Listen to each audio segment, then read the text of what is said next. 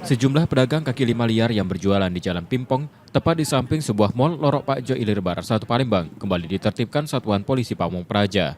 Penertiban dilakukan menyusul laporan warga yang mengeluhkan kemacetan lalu lintas akibat aktivitas pedagang di bahu jalan dan parkiran sepeda motor yang menumpuk hingga ke badan jalan.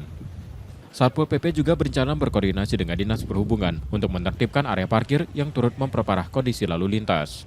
Salah satu penyebabnya yaitu adanya pedagang yang berdagang di bahu jalan, di lahan parkir ini, sehingga membuat kemacetan. Di samping itu juga memang kita lihat juga karena parkir motor yang berlapis penyebab kemacetannya. Jadi kita amankan beberapa gerobak, lapak, meja yang masih ditinggal oleh pedagang di tempat yang memang dilarang.